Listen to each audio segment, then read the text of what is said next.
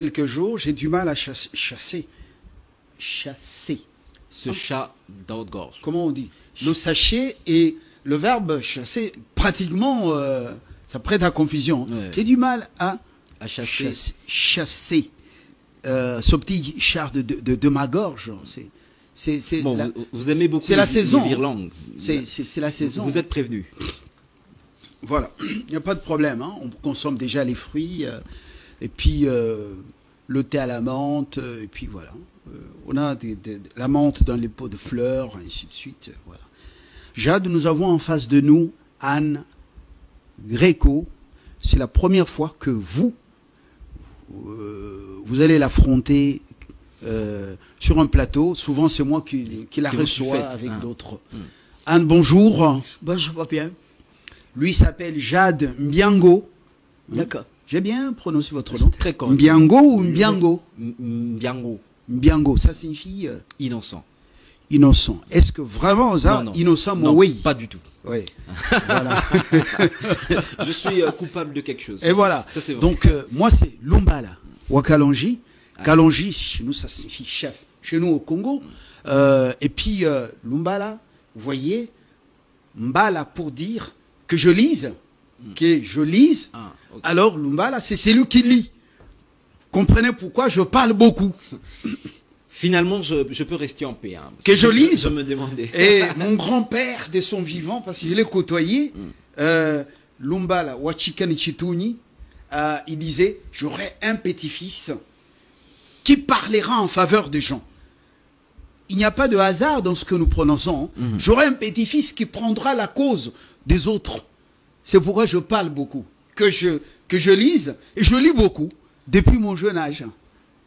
Je lis beaucoup. Et voilà, bon, c'était une parenthèse. Anne Gréco, vous êtes... Bonjour, pas bien. Oui, vous êtes... Merci de m'avoir laissé s'il vous plaît, la parole. s'il vous plaît. Vous êtes juriste, je vous présente d'abord. Ouais. Vous êtes juriste, avocat, de longue date, un ancien avocat de Kizenga, François Lumumba, de Etienne Tshisekedi, activiste Oui. des droits de l'homme, défenseuse, on peut dire défenseur ou défenseuse? Je crois qu'on peut dire défenseuse. Voilà, de la cause du Congo depuis plusieurs années. Elle est derrière les opposants depuis de longues dates. D'ailleurs, tout à l'heure, un Congolais de la diaspora, Roland Mena, l'a découverte, ils se sont embrassés là-bas, ils ont même pleuré ensemble. Parce qu'ils ont défendu la même cause depuis plusieurs années. Parfait, un honneur de me retrouver en face de vous. Oui. C'est vrai que comme Fabien vient de le dire, tout le temps quand vous passez dans nos antennes, je suis toujours, et beaucoup de nos téléspectateurs aiment votre discours, et je pense qu'aujourd'hui encore ils seront honorés d'en savoir sur vous par rapport à cette thématique combien historique, on l'a dit au début de l'émission. Très bien. Et puis, avec lui, on aborde cette thématique, ou avec elle, levée des immunités de Joseph Kabila. Le Sénat, face à une décision inédite et historique, je dirais même la patate chaude entre les mains des sénateurs, les sages des parlementaires. Alors, je commence par la première question, la première préoccupation. Vous croyez que le Sénat, au-delà des 3 jours, confié à la commission technique, va effectivement fixer les Congolais, et vous êtes très, très motivé par ce sujet d'actualité. Pour quelles raisons? Oui. Je suis d'autant plus motivé que je viens d'apprendre la décision du Sénat de renvoyer à 72 heures. Il faut que je vous dise, et je m'adresse à la diaspora qui a protesté, à la diaspora qui me connaît depuis de longues années. En 2001, en janvier 2001, le professeur Hubert Mukadi, qui était le directeur de cabinet de Laurent Désiré Kabila, a voulu absolument me rencontrer. Nous nous sommes vus à Bruxelles et il m'a donné les éléments suivants que je vous demande de bien enregistrer. Aubert Mukendi m'a donné le curriculum vitae, le faux curriculum vitae du dénommé Joseph Kabila, établi par le commissaire belge Louis Michel. Cet article, je l'ai écrit. Mais il n'y a pas seulement ça. Dans cet article, non seulement je parle de ce qui est de l'assassinat de Laurent Désiré Kabila, de la manière dont ça s'est passé, mais aussi du faux curriculum vitae dans lequel on voulait imposer au peuple congolais un Rwandais. Cet article a été publié le 3 février 2001, 15 jours après que Joseph Kabila ait été installé par la communauté internationale. Alors je vais vous dire, cet article a été publié dans un journal de l'opposition congolaise à Paris. La lettre ouverte de Dr Tutu Tumba de Mokose. S'il vous plaît, cet article est important. Même le président Fachi n'est pas au courant. Et j'insiste auprès du sénateur Topin Kabongo, dont nous sommes des anciens combattants, de prendre note de ce que j'indique. Joseph Kabila a été imposé par la communauté internationale au but de balkaniser le Congo à des étapes successives. Cet article, je ne savais pas que j'allais soulever des tollés, mais surtout des souffrances que personne n'imagine. J'ai eu une année 2001 terrifiante. Je ne savais pas que j'avais soulevé un tollé. J'étais la seule qui pouvait porter cette voix au nom de l'opposition congolaise. Et je vais vous dire, j'avais laissé ça de côté pour m'occuper de ce qui m'arrivait. Le 10 juillet 2001, j'ai dû déménager. J'ai demandé qu'on m'envoie 2 déménageurs. Eh bien, ce sont 2 Irakiens qui se sont présentés. Lorsque l'Irakien avoue que j'étais avocat, il m'a dit, mon papa est avocat. J'étais surprise et j'ai dit, qui est votre papa? Il est où? Il est avocat au Caire. Ce n'était plus l'Irak, c'était l'Égypte. À ce moment-là, la gendarmerie, la police de Paris était en train de prendre la plaque d'immatriculation de l'estafette immatriculée à Hambourg. Donc, je suis descendu et j'ai dit au policier, nous sommes en train de déménager. Ah oui, oui, oui, oui, et il est parti. J'étais quand même surprise parce qu'il avait un calepin et il notait tout. Donc, ce garçon, du fait que j'étais une avocate et qu'il était fils d'avocat, il m'a parlé de sa famille, de ses 2 sœurs qui sont professeurs à l'université du Caire. Et, me donnant son nom, c'était Mohamed Atta. Mohamed Atta. L'autre Irakien, le nom je le dis, je préfère ne pas le garder, le dire encore. Donc, à 17 h, il y a quelqu'un qui est venu remplacer le 2e Irakien, et c'est Marwan Al-Seli. Et vous savez, ce sont les 2 prétendus auteurs des détournements d'avion à New York. Je n'ai jamais défendu un dossier des islamistes. On voulait me faire passer pour quelqu'un proche des islamistes. Je n'ai pas été un avocat des islamistes. Je peux vous le jurer. À ce moment-là, bon, je suis parti. Le CIR, le service d'investigation et de recherche de l'État, est venu m'entendre à Nice. Parce que il y avait des choses qui n'étaient pas claires. À ce moment, ce qui m'arrivait. Et donc, j'étais protégé. Ce qui s'est passé, c'est que le 15 septembre 2001, le journal L'Horreur, le soir, a publié les photos. Et j'ai reconnu Mohamed Atta, Marwan El-Seli. Donc, vous imaginez ma peur de passer pour quelqu'un complice, qu'auteur, n'importe quoi. J'ai écrit la lettre aux juges Bruguière et Ricard, des juges antiterroristes, en disant ce qui s'est passé.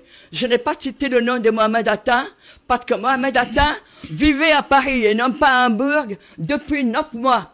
Et il avait une liaison avec Sylvie Labordette. Sylvie Labordette porte le même nom que le trafiquant d'armes de Kouchner, condamné au Liban. Donc, lorsque j'étais entendu, j'ai donné cette lettre à mon bâtonnier, j'ai donné cette lettre à un ami Lavacherie, journaliste, qui est le fils d'Aaron Tarziak, volcanologue. J'ai donné cette lettre à mon bâtonnier, Henri Ader, père son âme, qui lui, prenant ça, a dit, mon Dieu, le dire, l'écrire est une chose, le vivre est autre chose. J'étais donc entendu le 19 septembre 2001 par l'antiterrorisme. Et ce qui m'a choqué, c'est qu'on me demandait comment ils étaient habillés. Alors que la première des choses que je fais quand quelqu'un m'approche, c'est d'examiner l'éthique qui me permette de le repérer, pas comme il est habillé. Donc, à partir de ce moment-là, j'ai fui. J'ai fui Paris. En 2002, papa est décédé. Je faisais des vœux pour que jamais mes parents ne soient chagrinés, que mon père parte en repos, sans une idée négative sur sa fille. C'était très dur. À partir de 2002, je me suis réfugié, grâce à mon compagnon, à l'île de Majorque, où j'étais dans la montagne, la Tramontane, à 300 mètres de toute habitation. De l'article je vous assure, pendant 10 ans, oui, je l'ai pris sur moi. Et c'est pour ça que l'opposition congolaise et ceux qui m'écoutent me connaissent, ne m'ont pas vu pendant 10 ans. De 2001, même lors des avocats ne savaient pas où j'étais et ils me cherchaient. Donc je me suis mise à l'abri puisqu'on ne pouvait pas assurer ma sécurité. Ma sécurité parce que j'avais dénoncé le faux curriculum Vétain et celui qu'il avait fait sur sur Joseph Kabila, Louis Michel. J'insiste là-dessus. Mais je vais y aller plus loin. Lorsque j'ai vu Étienne Tshisekedi se battre en 2011, j'ai dit je ne peux pas rester comme ça. Et je suis revenu. À partir de ce moment-là, j'étais de nouveau dans le rôle de celle qui accompagne l'opposition. Et je vais vous dire quelque chose. Étienne Tshisekedi n'a jamais usurpé son élection. Et c'est François Hollande qui a replacé Joseph Kabila au sein de l'État congolais. Qu'ils doivent retenir au Mais Sénat? je voudrais, Fabien, que nous invoquons, ce que j'appelle le Sénat à prendre connaissance. J'ai les documents. Je suis prête à rencontrer les services congolais. Ici, vous êtes dans quel pays, dans quelle ville? Je suis prête à rencontrer les services congolais pour leur donner tous les documents qui sont à ma disposition. Ce que je voudrais vous dire, c'est que Étienne Tshisekedi n'a jamais usurpé son élection. Et les 5 ans qui se sont prolongés jusqu'en 2019, j'étais toujours en train d'intervenir pour sauver ceux qui étaient des ennuis, comme le bâtonnier Jean-Claude Mouyambo, comme Qu'est-ce que les sénateurs, parce qu'ils sont devant une Eugène Diomi Dongala. Ils sont devant je ne dis pas ça pour me mettre en valeur. C'était pour vous dire que ça a été un combat. Et maintenant, le Sénat doit se plonger sur la réalité de ce que nous avons vécu depuis 2001. C'est essentiel pour le peuple congolais.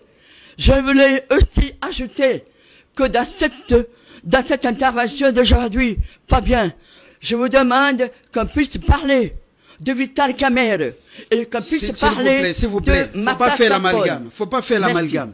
Faites pas Non, ce l'amalgame. n'est pas une amalgame. Voilà. C'est une logique. C'est pas faire l'amalgame. Maintenant, présentement, les sénateurs ont un travail à faire. 72 heures. De lever Il faut lever les immunités d'un sénatoriales. sénateur à vie, ancien chef de président de la République. Oui. Alors, cette décision, elle n'a jamais été prise. C'est une première dans l'histoire de ce pays. Je demande aux sénateurs de garder leur sang-froid et de ne jamais oublier le Congo, le peuple congolais. Ne vous laissez pas acheter. L'argent, il va et vient. Ce n'est pas ça la motivation. La motivation, c'est ce que nous allons faire plus tard, ce que nous faisons au présent. S'il vous plaît, n'oubliez jamais ce que je viens de vous dire. J'ai dénoncé, j'ai écrit cet article et vous pouvez en avoir accès en janvier 2001. Jade. Une petite question. En ce moment, le camp Kabila, parce qu'il en a un encore, c'est vrai que son parti a des comptes à rendre à notre justice. Le camp Kabila parle d'affabulation. Et pour eux, toutes ces poursuites contre leur chef ne va qu'embraser cette paix qui est déjà fragile. Est-ce que vous pensez qu'en ce moment, lever les immunités de Joseph Kabila ne pourra Oui, pas mettre la poudre parce dans que le vous feu? ne savez pas une chose. Pendant les 13 mois que je suis à Kinshasa, j'ai établi l'organigramme. Comment tous les hommes politiques ont été payés. Tous les hommes politiques. Il ne fallait pas qu'il y ait d'opposition. Et c'était Maga Chouchou. Maga Chouchou, c'est le beau-père de Mata Sampone. La question qu'il a posée. Lokan Kabila dit la poursuite, la levée des immunités de Kabila par le Sénat, ça ne va pas résoudre le problème. Au contraire, ça va amener le pays encore dans les conflits inutiles parce que est-ce que c'est le moment de c'est quand lever même les immunités un ancien de- président de la République. Un Est-ce faux que c'est le président, moment? Un imposteur. Un imposteur. Il a, on peut Désolé. beau dire comme Le, on le dit, le peuple congolais ne pouvait pas élire. On a tué à balles réelles sur le peuple qui manifestait.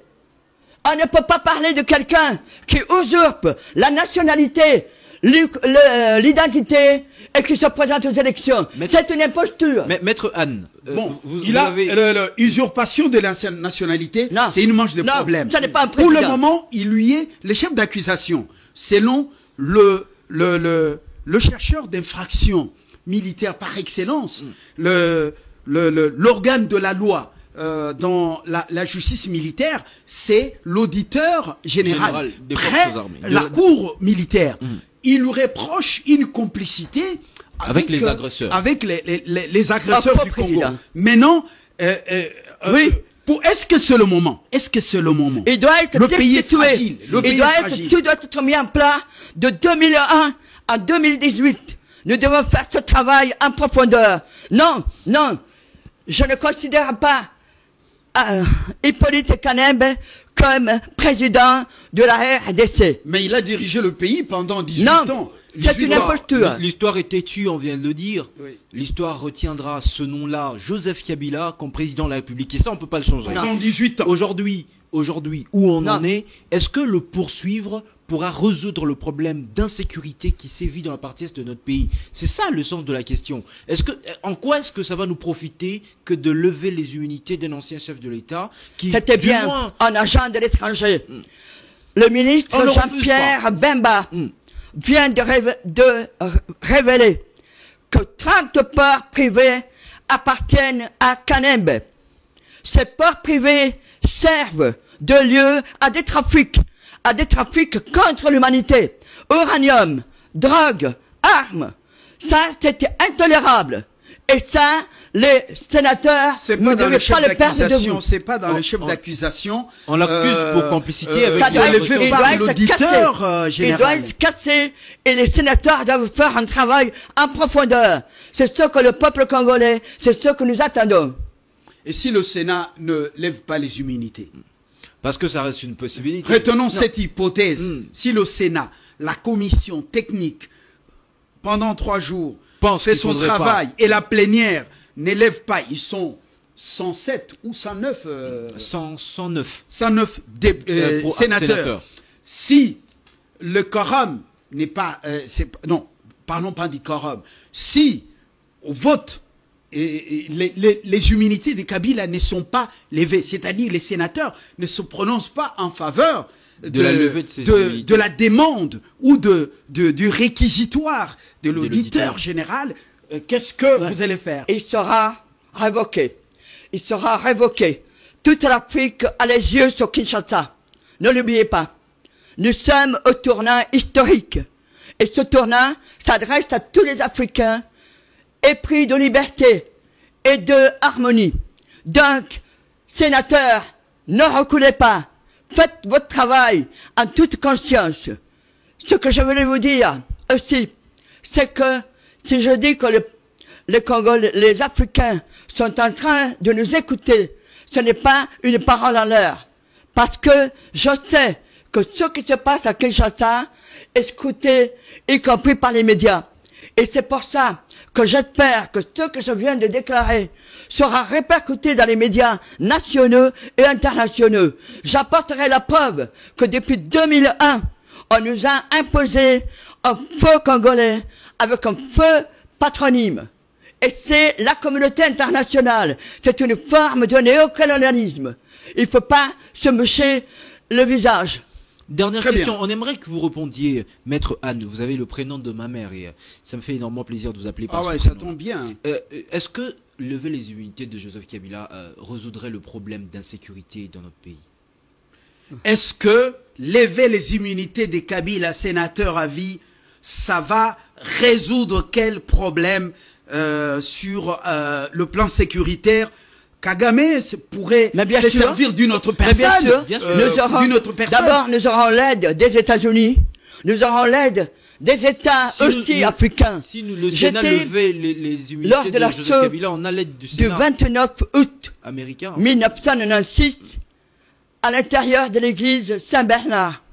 Donc, j'en appelle au président du Mali, au président du Burkina Faso, parce que c'était des travailleurs burkinabés et maliens, qui viennent nous aider, nous, et qui viennent aider le président Félix Tshisekedi.